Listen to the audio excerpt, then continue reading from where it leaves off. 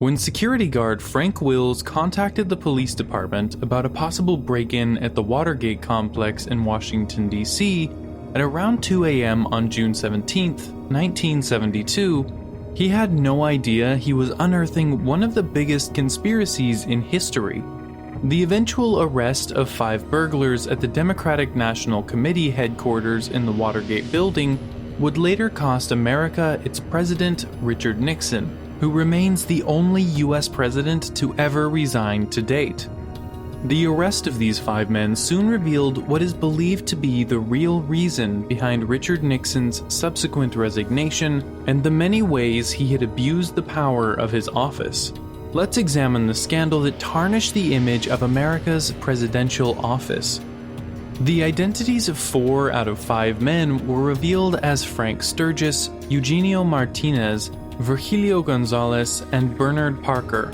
They were all former active members of the Central Intelligence Agency and all had a hand in the attack against Fidel Castro in Cuba.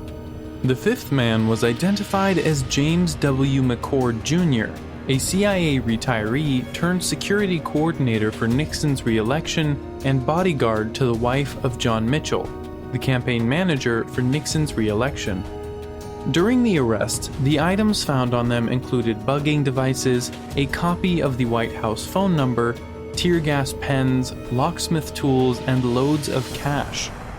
These items and McCord's ties to Nixon's campaign painted a completely different picture from your regular burglary and raised further suspicion about their objective. More importantly, who sent them on this mission? And did they have any connection with the current sitting president, Richard Nixon? Shockingly enough, the break-in in the early hours of the 17th of June was not the first of this kind. These men had broken in a few weeks earlier and had only returned to fix their faulty wiretaps. Of course, the nature of the break-in and the caliber of people involved created more buzz around the matter and caught the attention of many, including reporters of the Washington Post, Bob Woodward, and Carl Bernstein. Woodward and Bernstein, together with an unidentified informant called Deep Throat, worked to solve this case.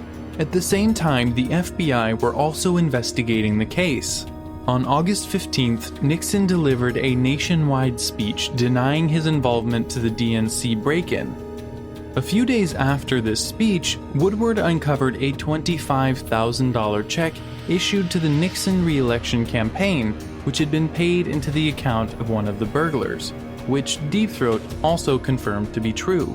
This discovery gave reason to question whether Nixon had lied about his knowledge of the break-in.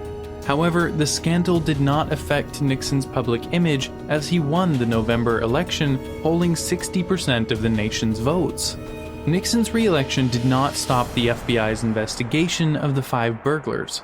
Soon enough, a new connection was made to E. Howard Hunt, a former CIA agent turned White House staff. By January 1973, evidence proving that the break-in was indeed meant to benefit Nixon's re-election surfaced.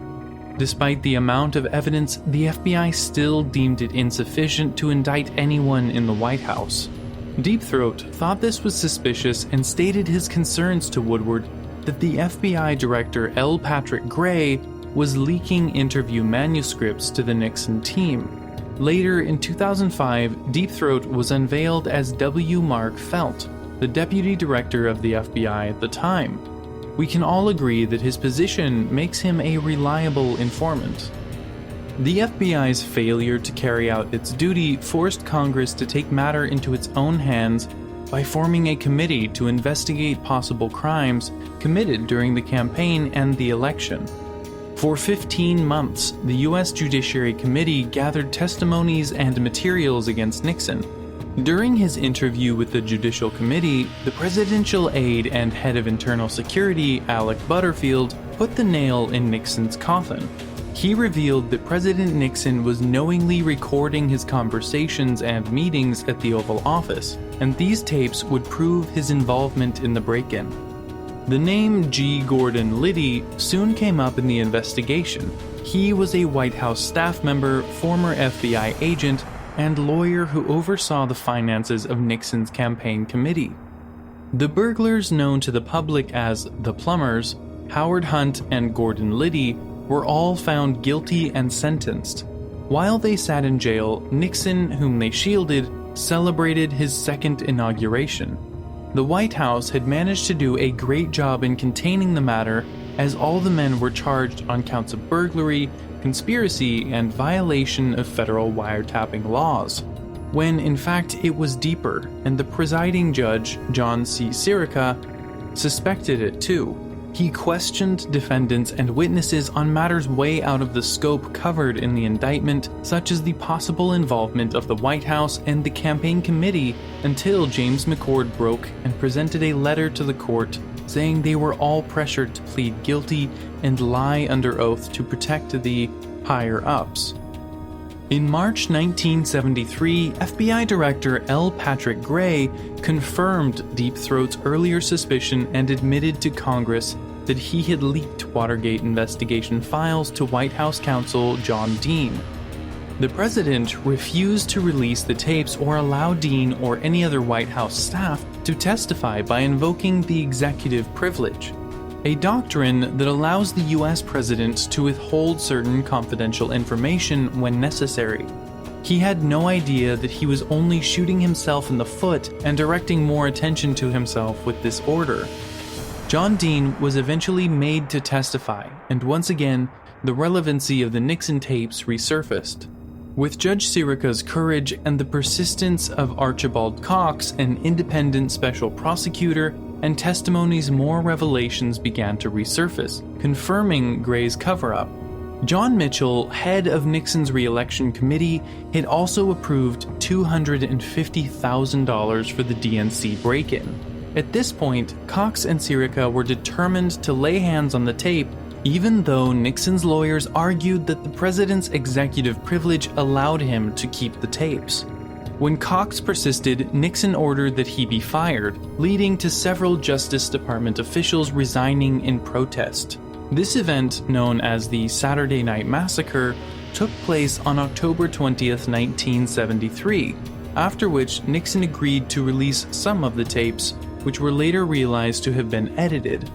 Unsure that they could indict a sitting president, the jury called Nixon an unindicted co-conspirator. In July 1974, the Supreme Court finally ordered Nixon to turn over the tapes. However, he continued to drag his feet on the matter, so the Judiciary Committee voted to impeach him on the grounds of obstruction of justice, abuse of power, criminal cover-up, and several violations of the Constitution.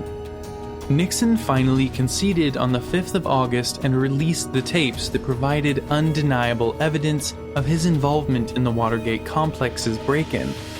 To save his face from the shame of impending impeachment, he resigned on the 8th of August and left office on the following day.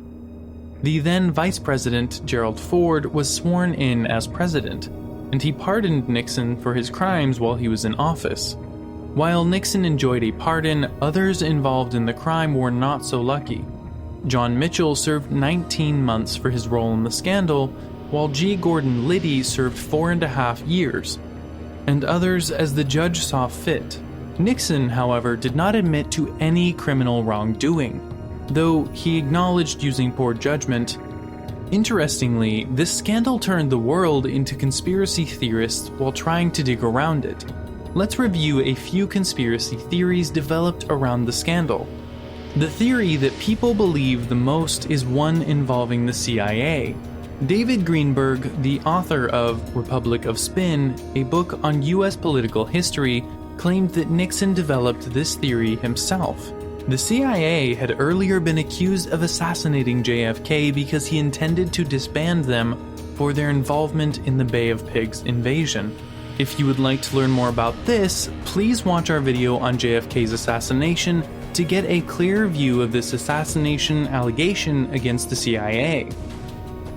Nixon had reportedly poked his nose in the CIA's business, demanding documents on John F. Kennedy's assassination and the Bay of Pigs invasion.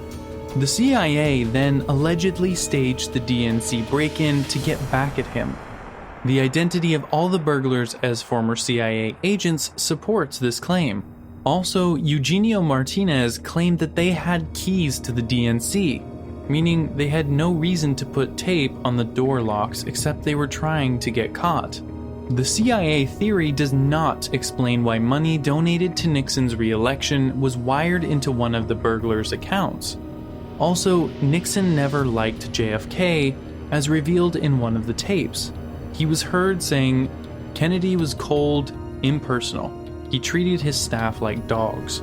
Why would Nixon pressure the CIA over a case that involved someone he despised and on which a committee had concluded? The second theory claims that the Bureau of Labor Statistics and the Federal Reserve Board chairman had conspired with media to paint Nixon badly.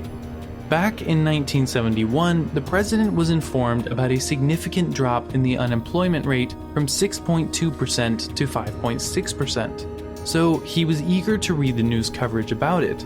However, the front page of July 2nd, 1971, the Washington Evening Star read, "The Labor Department warned that the dip might have been caused by a statistical quirk."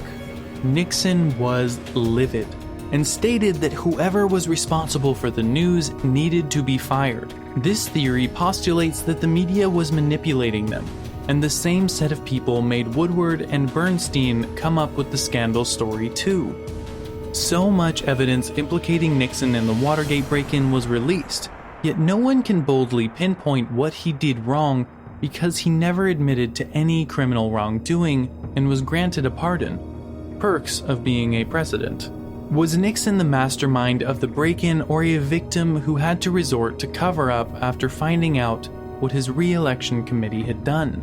Better still, do you believe he was completely innocent and was only implicated in this scandal by either the CIA or the media? Let us know your opinion in the comments section.